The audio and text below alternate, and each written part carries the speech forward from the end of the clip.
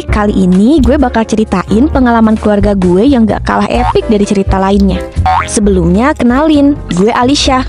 Gue sekeluarga tinggal di kota kecil di wilayah dataran Pulau Jawa, tempatnya di kota Lumajang, Jawa Timur. Cerita ini bermula ketika gue berusia 11 tahun.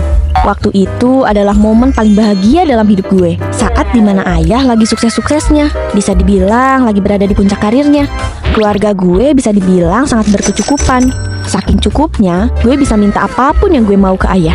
Koleksi boneka-boneka Barbie, pakai dress princess kemana-mana, liburan keluar kota tiap minggu, ngerayain ultah pakai cake bertingkat, dinner di resto bintang 5, beli kapal pesiar, bahkan Monas kalau dijual bakal dibeli sama ayah gue. Rasanya gue kayak anak perempuan yang tinggal di istana kecil.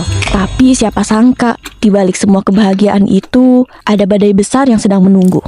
Semua bermula ketika ibu yang ngenalin teman online-nya ke keluarga kita. Namanya Tante Bunga. FYI, Tante Bunga ini usianya lebih muda 5 tahun dari ibu, dan dia masih single. Entah ibu gue ketemu di mana sama Tante Bunga, dia juga cepet akrab sama keluarga kita. Tante Bunga sering banget kemana-mana bareng nyokap dan keluarga kita. Dia ikut dinner keluarga gue, bahkan ikut liburan keluarga juga, woy. Udah kayak perangko sama lem nasi aja dah mereka. Singkat cerita, kita sekeluarga udah akrab banget sama Tante Bunga.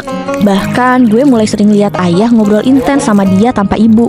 Pernah suatu hari, gue mau berangkat les. Ayah bilang kalau Tante Bunga mau ikut nganterin gue les, dan ibu gak ikut. Gue nganggep itu cuma hal wajar karena waktu itu gue masih kecil, kurang paham tentang hal kayak begitu. Dan gue sadar, kehadirannya adalah awal dari kehancuran keluarga ini. Gue juga mulai melihat perubahan ayah. Beliau sering pulang larut malam, jelok yang pemarah, dan mulai sering bertengkar dan membentak-bentak ibu. Gue juga sering banget ngelihat mereka cekcok yang entah masalahnya apa.